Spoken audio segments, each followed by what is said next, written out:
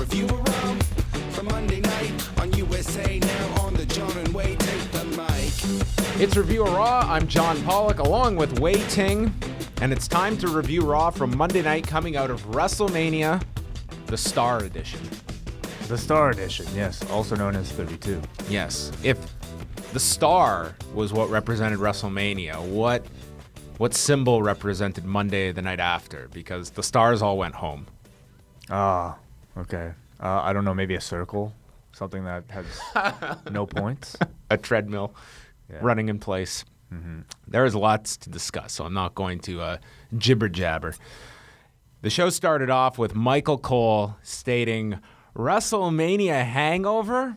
No, it's party time. Because, after you go out drinking for 7 hours the next night, you party the next night for another 3+. I mean, the people watching certainly tonight were set to party. They weren't hungover. What did you think about this crowd overall? I thought they definitely delivered what was expected of a post-WrestleMania crowd. I thought at times they derailed a lot of the segments that didn't necessarily benefit them. I would agree with that. I would also say comparing this only to post-Mania crowds since I'd say 2012 when it's really become this thing, I thought there were certainly high points, but also very subdued moments throughout. I thought I wouldn't say so. Why would you say that? I just feel they were loud throughout the entire night. They were making up They chants. were not for Miz and Ryder. Because that match wasn't that great. Okay, but you're saying they were up the whole night. I'm saying there were down points. They also weren't quiet. You know, they were cheering for that match. Yeah, I mean, it was a very vociferous crowd. I'm not going to say this was by any means down. I'm just comparing it to other ones. It didn't seem on the same level of some other ones. Maybe because you weren't there, John. No, these are ones that I haven't been to as well. All right. All right. Well, we'll discuss. Michael Cole and Saxton and JBL, they explain to everybody why the audience is going to be so rabid tonight because they are exercising their freedom of expression tonight. This is a democratic act by the patrons of the American Airlines Center tonight. Yeah, in the years since this whole thing, post-Raw crowd has become a thing, they've slowly started to acknowledge it on air. And I think this year they've gotten to the point where they can't ignore it. Oh, they always call attention to it. I think they encourage it, if anything. I mean, they just kind of run with it. Vince McMahon comes out, and the crowd is immediately singing his theme music, as Vince says that there was no chance in hell for Shane McMahon. And then he says that WrestleMania broke all kinds of records, which did elicit some boos from the crowd. And then he announces Roman Reigns winning the title. Crowd did not care for that at all. Says he took care of the lockbox by referencing a envelope in his jacket and says no one has any more control over him. So that was the end of the lockbox story. Yeah, I'm surprised he even mentioned it. I was tying up a loose end. Yeah, no payoff to that. It was brought up in week 1 and it was brought up in the final week, and that was it. Mm-hmm.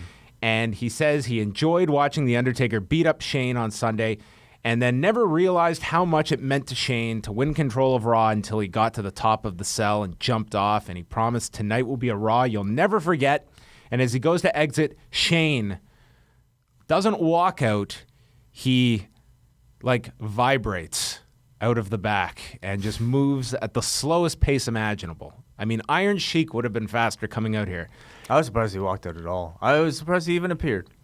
No wheelchair, but the man he had a bruise, and he was in pain, and he shakes Vince's hand saying that you won, and he thanks the fans, and he's nearly in tears here as the crowd is chanting, you've still got it, and Vince says not to enable him like that, because Vince was just about to do that very act. Shane says goodbye, and Vince says, no one upstages me, and to prove my point, you can run Raw tonight. Yeah. I mean, it was clearly what the crowd wanted. I thought Shane was, might have been the biggest babyface on the show. And I just think, though, when you look at the storyline as a whole, And This storytelling is awful. It was just a mess from the time that Shane debuted and made up this whole thing about the lockbox to the match, and us thinking, how are they going to get out of this booking situation? Because they pushed this Raw thing so hard, and then all of a sudden he loses. Okay, fine, but then he gets what he wants anyway. He was booked as the winner. So whatever. By the end of it, nobody will remember because this is what the crowd wants, and it's pro wrestling. I'm guessing it's one of those instances where we shouldn't think about it too hard. No. So next time when a big stip is announced, 6 weeks out from WrestleMania, the attitude should be whatever. It does not matter. Yeah. And I just would love to have known if someone got home late and tuned in at 8:15 and had somehow avoided WrestleMania results. You would have no clue The Undertaker won. None. You would assume he was done, he lost, and he's now gone. Shane won. He's now in control. The New Day then comes out. It was also Vince failed to mention that it was only for tonight. When he gave Shane that power. Yes. They had to clarify that later. Yes, it was not outright control forever. Each week on Review of Raw, pay attention for the secret question. You can tweet the answer at Law Radio every week for your chance to win a t-shirt from Pro Wrestling Tees.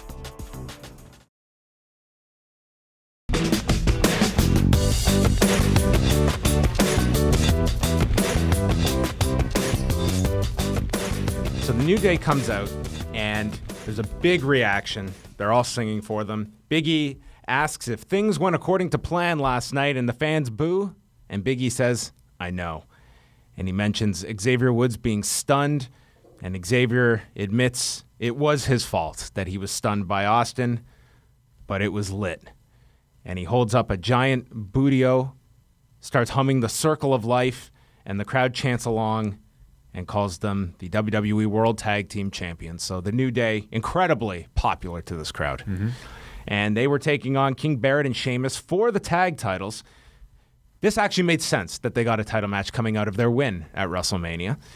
Sheamus went to the floor, and Kingston then got launched over the top onto the floor. Kingston then got knocked off the turnbuckle. He was then clotheslined to the floor by Barrett. They went through a commercial break. The crowd's doing the wave.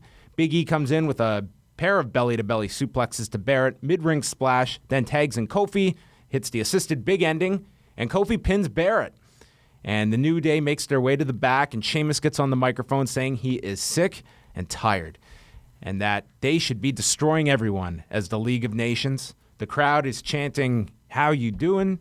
And then says that they are only as strong as their weakest link as they grab Barrett, and Sheamus delivers a brogue kick.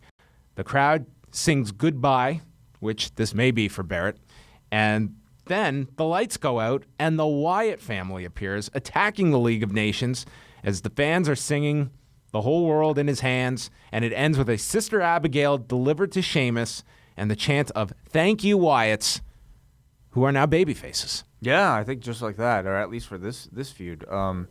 I think it's... they were converted by The Rock on Sunday night. They had an epiphany in his presence. I think Bray was going to get cheered by this crowd anyway, and they probably expected that. So whether or not they continue with it, I feel like they should. I think the Wyatts as a babyface team, I feel like they were very stagnant as a heel group. And, putting them against the League of Nations will at least guarantee that they will consistently be cheered, and the fans, I think, largely want to cheer them anyway. Yeah, I didn't take this as a one-night only thing. I think this was the babyface turn, and I guess it's worth attempting at this point after they've put so much into them. But this was a very strange Raw because everyone imagined we were going to eventually get back to the Wyatts and Brock Lesnar. That would appear to be out the window now. And Brock, who was advertised on this show, didn't appear on the show. Mm-hmm. So I wasn't that particularly interested in another Bray and Brock match myself. Renee is with Vince McMahon as he's getting set to leave in his limo, and he is not confident in Shane McMahon and believes this will be a disaster and doesn't want to witness the ship going down as he takes off and leaves for the evening. Summer Rae is in the ring and says that if she was in charge, her team would have won at WrestleMania. It would have been a different outcome, but at least she didn't end up flat on her face like Sasha Banks, who wasted a WrestleMania moment and interrupted by Sasha Banks, who comes out and says she's still the boss, slaps Summer, and we got a very quick match. Running knees in the corner by Sasha. Then she goes for the knees off the corner with the backstabber. Then there's a roll-up by Summer, transitioned into the Banks statement, and Sasha gets the tap at 1 minute and 40 seconds as JBL says, we may be seeing the best yet in Sasha after they recognize Mildred Burke at the Hall of Fame. So Sasha Banks is now The next Mildred Burke. the next Mildred Burke, according to JBL. Yeah. Maybe better. This was essentially a squash match for Sasha, and I thought Summer played her role very well. It was a good showcase for Sasha, who coming out of the whole weekend seems like a much bigger star despite losing. Yeah, I think that they're obviously going to continue in that direction with her at some point. There also looks to be a program involving Natalia in there as well. We will get to that. Then they went to commercial break, announcing that up next would be the Raw debut of Apollo Crews, as he is showing with Shane backstage. So Shane working extremely quick. Yeah, you just had these guys on speed dial. Who would have booked the New Day tag title match? Because they came out instantly after Shane was put in charge. Was that a Shane call or was that a Vince call? I don't know. That I don't know. That's a big question. Mm-hmm. They showed the coverage of WrestleMania on all these various media outlets, and then Apollo Crews debuting on Raw. This is his official main roster call-up, taking on Tyler Breeze. Apollo Crews got a very good reaction. There was an NXT chant, did a cartwheel into a backflip, and then a slam to Breeze. Breeze hit a super kick for a 2 count. Saxton stated, Tyler Breeze was in the Andre the Giant Memorial Battle Royal, obviously unsuccessful, a given. And then we had Apollo with the Gorilla Press Slam, standing moonsault, and then a spin-out powerbomb for the win. 1:54. I heard about this earlier in the day, and I wasn't all that excited to... I mean, I was excited to see the guy because I know he's very talented, but I also feel like he's somebody who could have used a bit more time in NXT to really perfect some things before his main roster debut.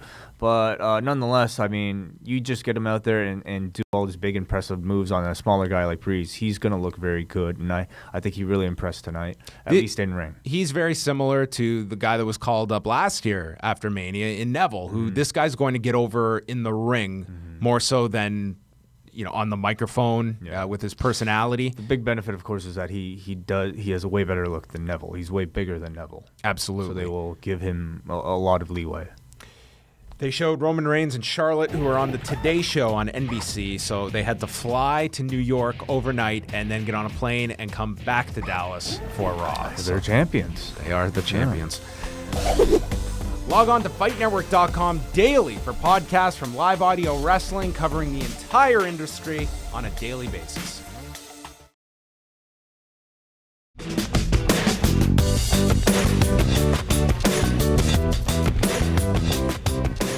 Roman Reigns comes out, tons of boos. The announcers acknowledge them and say the crowd is just having fun and Roman's having fun too. And then he gets on the microphone and says, come on, I'm not a bad guy, I'm not a good guy, I'm the guy. JBL said this line last night, so I think this is sort of the new motto for Roman Reigns that they're going with. Maybe Roman had time on the plane to watch all of WrestleMania, though I bet you his flight was shorter than WrestleMania. Yeah, I'll across the country. It doesn't take 7 hours to fly from Dallas to New York. So he then said that he beat Hunter's ass at the biggest WrestleMania of all time, and he told Shane McMahon tonight that he will face anybody, leading to Chris Jericho and his scarf coming out, stating that Roman is just a guy, and he has seen them all come and go, and nobody can compare to him. He tells the fans to shut up, or he's not going to say another word. They are not hijacking this show on his watch. And they continued to chant, and Jericho went back to his promo. He said, we're all surrounded by idiots. He referred to AJ as the internet favorite and said, I buried AJ right here in the middle of this ring. I thought Jericho was great here. He was. I think on this show, you could really tell who the veterans were that were able to navigate these crowds versus the people who didn't know how to handle this. Yes, and Jericho is definitely one of those who did. And he tells Roman to put him at the front of the line as his next challenger. AJ Styles comes out, followed by Kevin Owens, who got a great reaction as he is limping down, and followed by Sami Zayn. And Owens and Zayn fight. Styles and Jericho start fighting. And Zayn hits a tope con hilo to Owens. Jericho just remains and then turns around and gets speared by Reigns and is laid out in the ring. And that ended that segment. Yeah, I thought the segment, I mean, I had a bit of a weird moment where I just had to sit back and reflect that we were seeing Chris Jericho, AJ Styles, Kevin Steen, and El Generico all in the ring together with the WWE Champion on the Raw after WrestleMania. And I just think it really is still very surreal to know that all these guys are in this position. But I thought it was a segment that was designed to have Roman Reigns appear like a dominant champion, embracing the heel heat from this crowd. I don't think they're going to turn him heel. I think he's just going to be, the next John Cena, a good guy who's always battling in enemy territory. See, I really hope they don't go the path where he just brushes it off his shoulder so much what they do with Cena.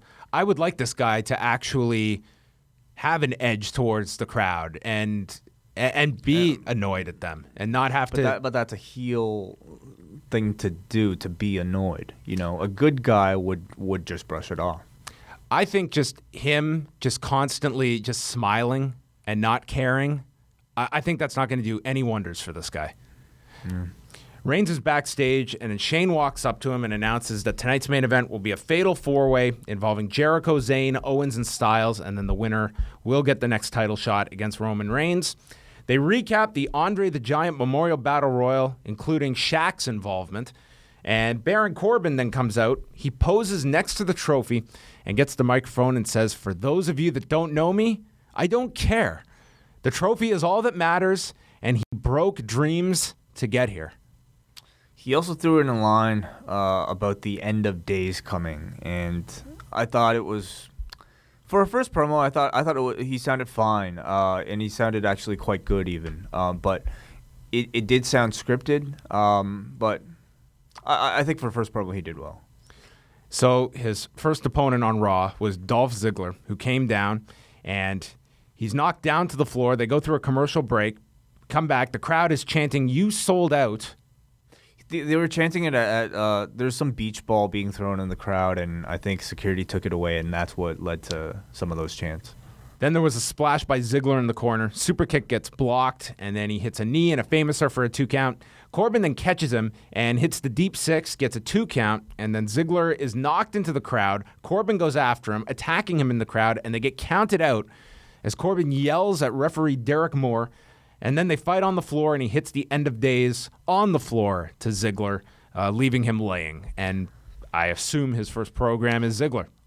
Yeah, I would too. I didn't think this was that great of a debut, or at least as a follow-up for Baron Corbin. I mean, the guy wins the Andre Battle Royal, and he can't even beat a mid-carder like Dolph Ziggler. I felt like he really just needed a good showcase win tonight, not a count-out finish and him complaining to the referee. Well, this was a larger issue to me watching this show, was that, A, you have a lot of new faces you were trying to introduce on this Raw, and there's definitely going to be only so much you can divide. The other thing was that one of the biggest complaints about WrestleMania was that this was a showcase for so many stars that are not here tonight. So when you take a Baron Corbin, who I thought was handled very well at WrestleMania, debut, gets the win, he's got to be slotted somewhere, and he's slotted with a guy who is not viewed as a star. It's Dolph Ziggler, and they've got to continue this program, and the conclusion was the one you had here. He can't even beat Dolph Ziggler, and we don't have all these stars that we can sprinkle around, and Baron Corbin, you were kind of told on his first night on Raw, okay, he's slotted here, which is Dolph Ziggler level. Not that I ever expected him to, face Roman Reigns or anything like that, but I feel like they could have given him a win over somebody like a Tyler Breeze, or at least somebody to get the crowd familiar with his moveset, to show that he is capable of winning and give him a bit of a streak. So after that segment, we had Zack Ryder coming out. The crowd was chanting, "You deserve it." He calls WrestleMania the greatest night of his life, and then he shared the photo he took with Scott Hall when he was Intercontinental Champion, and Ryder posing with his title back then, and then showed a photo from last night where he was with Scott Hall, and this time it was Hall holding his title. And he thanks his dad who is just jacked, sitting in the front row with a Superman Under Armour shirt on. And The Miz comes out, and he notes how he was embarrassed at WrestleMania. He lost in front of his wife, and he calls Zack Ryder lucky and challenges him on the spot and says that The Miz is in the company of Razor Ramon and Shawn Michaels as great Intercontinental Champions of the past. And this led to Zack Ryder accepting the match. And Lillian's mic actually died here during Zack's entrance when he came out. So the match begins. There's a missile drop kick to Miz, top rope Hurricane Rana. He's in control. They go through a commercial break. Ryder missed with the Rough Rider. There was a roll up for a 2 count. This was, maybe I was too harsh on the audience, but this was the match where they kind of checked out at times. This is a very long match given who was involved. Long match, and I thought very average. I mean, I think neither of these two are really the workers on the level of like Kevin Owens or Sami Zayn, but the crowd really did like Zack Ryder, so they didn't, shit on it or anything. Yes, I mean, he was riding quite a high coming out of WrestleMania. I mean, a career-defining match. Miz dropped him on the top, barely hit the top rope as he was supposed to on the way down, and allowed Ryder to hit the elbow drop. Miz then gets his foot on the bottom rope. Miz is knocked down in the corner. He goes for a broski boot. Miz moves to the floor. Ryder runs him into the side of the ring and then drops him on the barricade. We're right in front of Zack's dad, and Miz gets into his face, and his dad shoves the Miz. Ryder then attacks Miz, and Maurice shows up, yelling at Zack Ryder's father, and then slaps him. Miz, while Zack is distracted, hits the skull-crushing finale, and the Miz pins Zack Ryder to win the Intercontinental title. They stated for the 5th time. And security has Maurice, and Miz then brings her into the ring, and they celebrate the end of Zack Ryder's 24-hour title reign. I didn't think Ryder would keep it long the moment he won it. I didn't think there was much more story to tell beyond that surprise win at WrestleMania. And I did expect him, though, to drop it to somebody with a bit more upside than The Miz, who, I mean, the guy's already won the World Championship. This is his 5th IC title. It's meaningless. It does nothing for the belt. It really does nothing for The Miz. So I'm a little disappointed in that. Do you think Maurice sticks around? Yes, I think she's going to be sticking around as Miz's valet. Okay, well, at least it's something new for him. So that was it, and they're going to be doing the rematch on SmackDown this week. This Wednesday on Review Away, Wei Ting and I are looking back at the recently released WWE 24 documentary on Daniel Bryan and his retirement announcement taking place in February and all of the issues surrounding his health over the past year. It's Review Away this Wednesday at liveaudiowrestling.com. Subscribe for free on iTunes.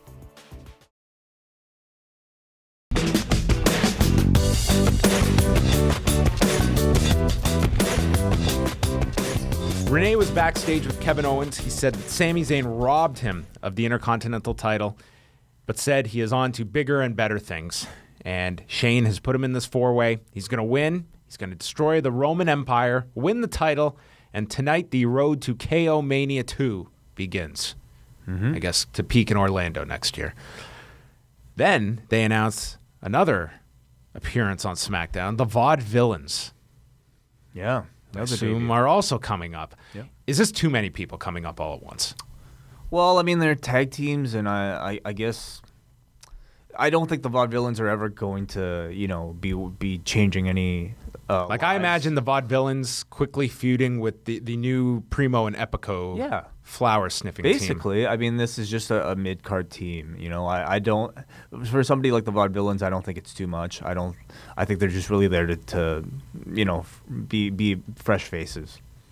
I don't know how long they're going to be fresh for. I mean, those characters, I think they've really run their course in NXT. I don't know what their legs are going to be like on the main roster. I mean, it shows you what they think of them to have them debut on SmackDown instead of this Raw, right? It's just a lot of guys coming up, and I even look at an Apollo Crews that a month from now, where is this guy going to be? Yeah. You have Corbin, you have what we'll get into here. The women's roster are all in the ring for the presentation of the women's title. Essentially, we are going to redo Lita's speech that she gave on the pre-show yesterday. Which I think she did a great job last night, and she did a great job here too. Lita says she didn't have a lot of female role models, but that is not the case for the new generation. All these women put their bodies on the line at WrestleMania, and she introduces Charlotte, who comes out with Rick. And first of all, they're really pushing this the first women's champion. Like they're going out of their way. This is clearly a directive to say first women's champion rather than a continuation. It just seems so bizarre on a weekend where we were acknowledging Jacqueline as the first African American women's champion. Charlotte is now just over. It's just a strange. It's weird. Yes, you're right. Yes, and it's not like this was out of our lifetime. This women's title was there. It was 2008. Yeah, you even had Charlotte appear on the Today Show, and they gave replica belts to the host. To one of the hosts, and called her the first women's talk show host champion or something. I'm guessing they just want to, start a brand new lineage to really acknowledge the fact that this is a brand new, direction. Are you surprised they went and did this while Total Divas is still? They're not going to change the name of that show. I don't. I mean, not really, because I guess like that branding is so entrenched. As long as that show is going on E, that's going to be what it's called. Yeah, and it sounds like they're dropping the whole term divas in general, and that's what Stephanie McMahon said, right? They're superstars. They are now. superstars. They're not divas. So I mean, maybe I also don't know how long Total Divas might last, but I wonder what E thinks of the direction. Total Superstars doesn't necessarily sound as great. Total Superstars. It's not as catchy. So Charlotte comes out with Rick, and the crowd is chanting for Bayley. They would then start singing for her, and let's just say Charlotte was trying to work off this crowd, and it was a very big struggle. And I think this audience realized they were messing with her, and then worked their way into a women's wrestling chant. But Charlotte was drowning. Charlotte really showed her lack of experience in handling this crowd, I thought, and trying to field these Bayley chants. It was also odd, though, because she was out there starting off her promo, cutting a babyface promo. She was putting over everybody. She was putting over the audience in getting this whole direction accomplished, and then I guess the point was to kind of start off as a babyface and then turn on the crowd with the heel thing. But the crowd was already distracting her as a babyface, and I just felt like it was incredibly awkward. So Rick is just smiling throughout this whole thing. She says she wouldn't have won this without her father, and says she is finally immortalized with this championship. Mm-hmm. And the fans have fueled her to victory. Paige was just leaning on the ropes, bored out of her skull here. The crowd then chanted for Asuka. Becky then confronted Charlotte, and then all the women just start to leave, with Charlotte remaining in the ring, and she's yelling that this is supposed to be her moment. The only person that sticks around is Natalya, who grabs the microphone and says that Charlotte needs a lesson in humility, and that Charlotte may be genetically superior, but she has the heart of a champion, and she wants Charlotte to, quote, put her genetics on the line, which sounds like the best stipulation match ever. If you lose, so goes all things you inherited through birth. We'll have a DNA transplant. That's the next level to me. Mm-hmm. And Charlotte says this title proves her family is better, and Natalya attacks her, applies the sharpshooter, and then Rick pulls Charlotte to safety. And this looks to be at least Natalya involved with this, and I'm certain they will get back to Sasha, if not this becoming some three-way program even. I thought this was going to take place right then. But this will very well be, I could see a TV match. I don't see them extending this to the next pay-per-view. Sure. Just also because they just did it, right? They did it at Roadblock. Yes. Yeah. Well, that doesn't... It was acknowledged here, but it's not as... Roadblock is Roadblock. Okay. The DNA is on the line, and wasn't on the line in that one. I thought the segment was... A genetics match. Yeah, I thought the segment was kind of awkward, and, I sort of blame the crowd and Charlotte's lack of experience, and also the lack of preparation that I think the writing staff had for these Bayley chants. I don't think that they necessarily knew or prepared Charlotte to handle those. The Law has launched its own YouTube channel, which you can subscribe to now. Simply go and search for The Law Live Audio Wrestling on YouTube, and you can get all of our videos, including classic editions of Review Away, brand new Review of Raw episodes, and the return of Ask Away, where Wei Ting and I answer your questions. Go search for The Law Live Audio Wrestling, subscribe today, and catch all of Live Audio Wrestling's videos.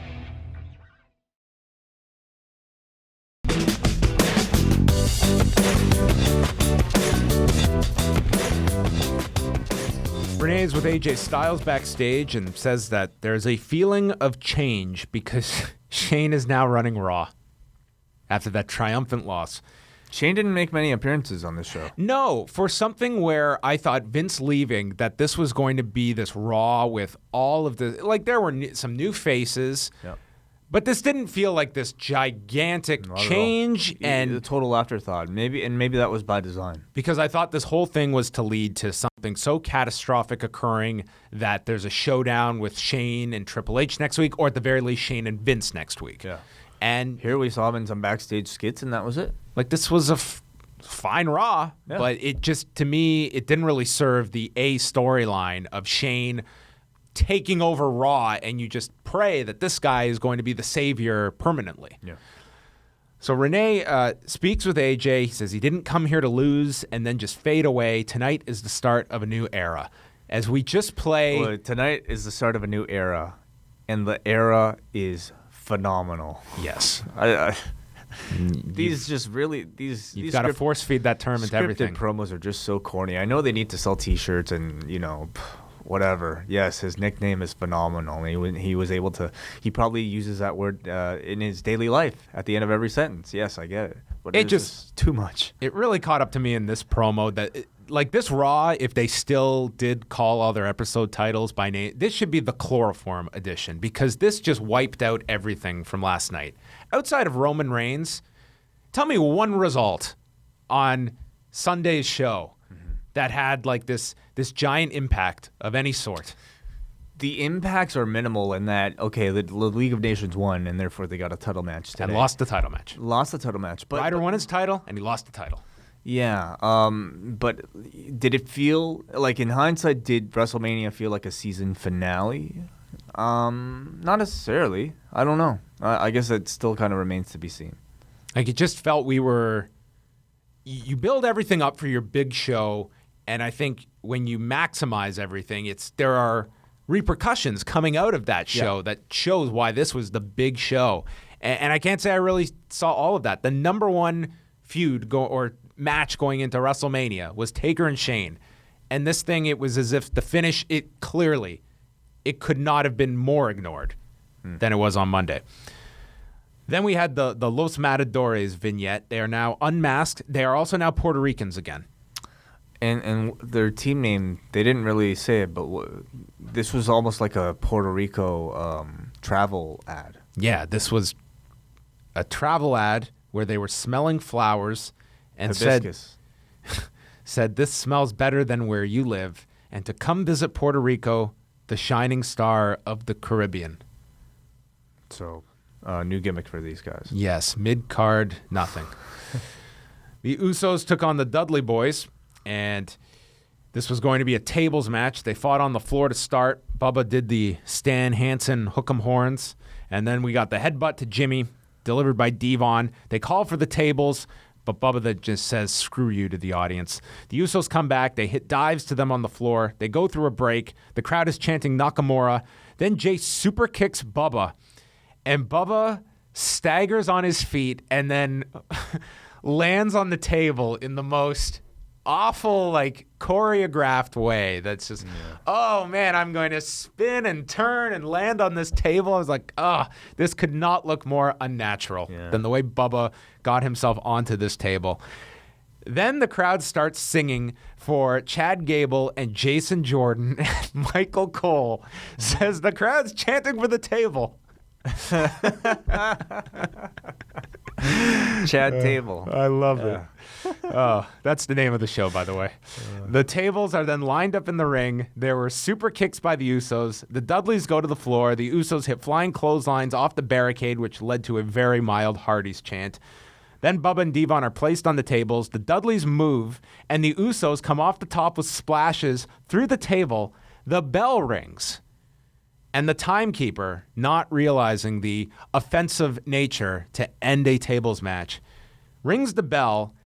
Devon then grabs Jay and violently whips him into a table in the corner, and Bubba just lost it the timekeeper, yelling, "Now you ring the bell! Now you ring the bell! What's wrong with you?" He totally lost it, and rightfully so. But stayed enough in character that this is how Bubba Ray would be upset here. But sure, but they were clearly pissed that the finish got blown here. It's still very awkward. And Yes. I wonder if they had another finish planned for this match, because that toss into the corner to break that table seemed like it was almost an impromptu thing. This was all messed up. So somebody didn't read the rules of the table match. No, this timekeeper got a mouthful and probably got another one later on afterwards. So Renee is then backstage with Sami Zayn. I almost wonder if the segment with the Dudleys after was supposed to be in the post-match, and they almost had to deal with this on the fly. I really don't know. Or they could have had this break. But it was very awkward that they go to this angle backstage with a table, no less, and then we come back from break, and the Dudleys are still out there. So it felt like they almost had to... I mean, it could have been that way, but it just felt awkward. This Sunday night on Live Audio Wrestling, join Jason Agnew, Dan the Mouth Labransky, and myself as we chat all of the news coming out of WrestleMania week, the night after WrestleMania on Raw, and we will be joined by TNA performer EC3 as well as Dave Meltzer. It's The Law, Sunday night at 11 p.m. Eastern. Listen live at liveaudiowrestling.com.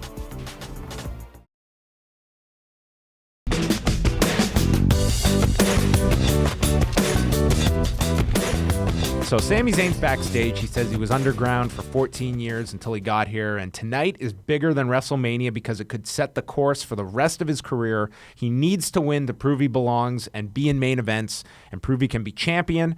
Owens attacks him from behind. They brawl, and Zayn gets powerbombed through a table, and the timekeeper did not ring any bell.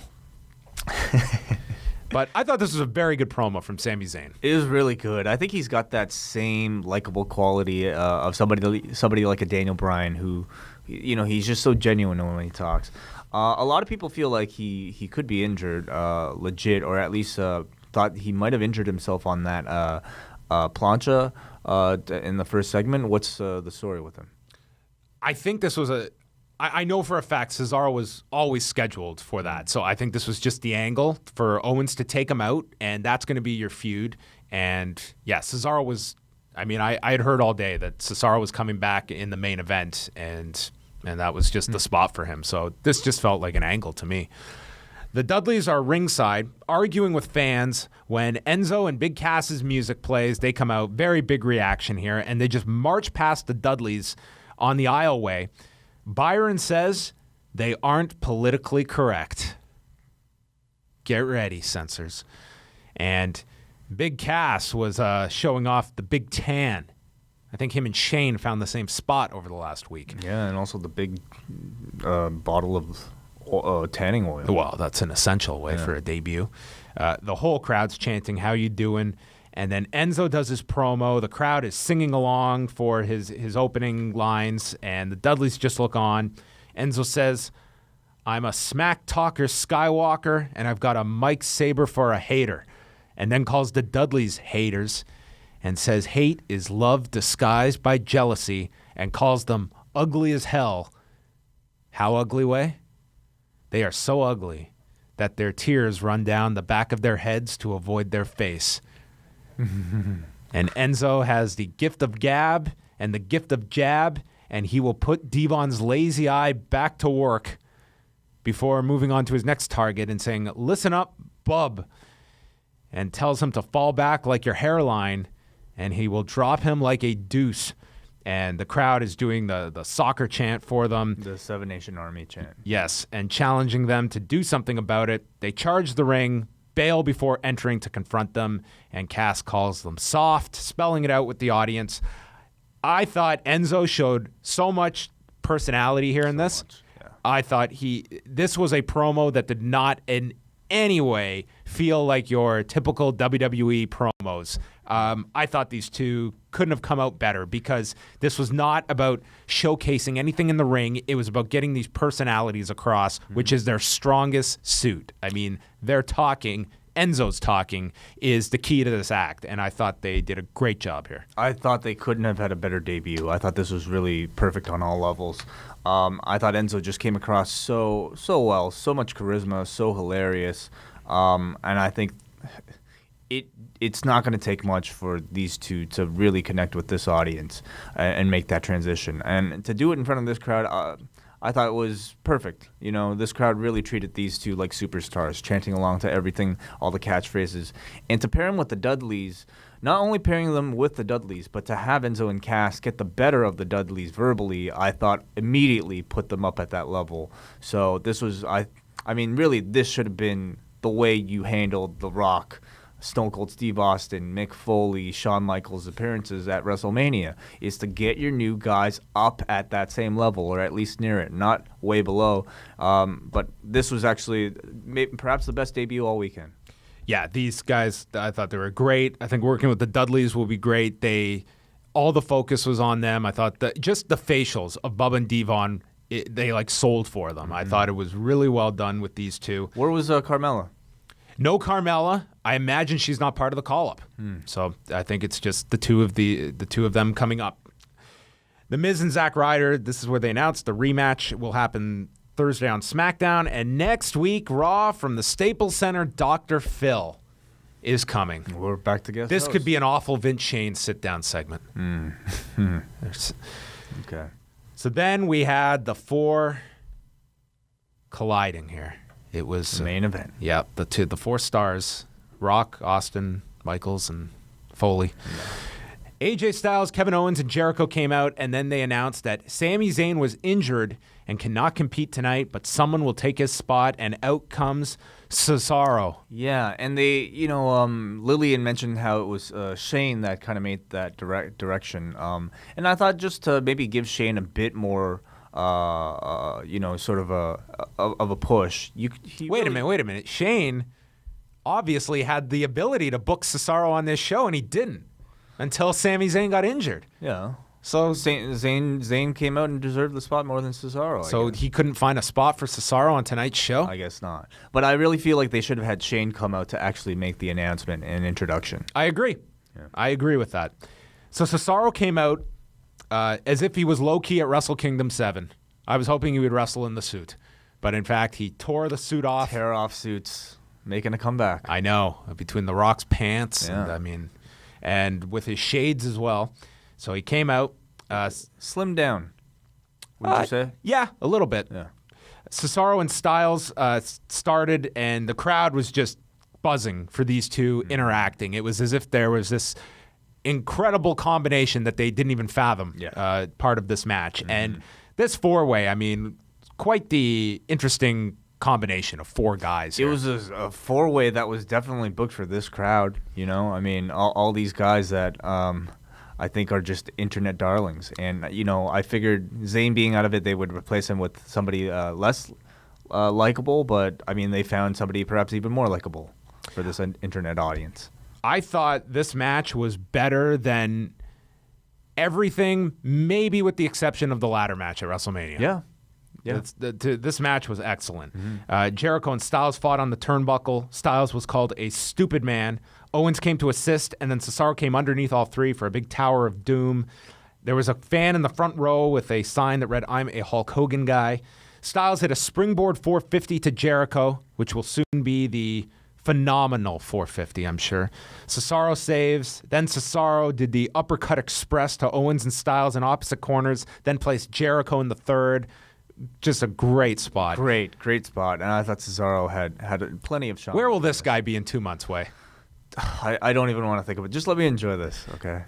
Jericho comes off the turnbuckle, gets caught. Cesaro hits him with a giant swing, gets stopped by Owens. Pop-up powerbomb by Owens to Styles, and Jericho saves.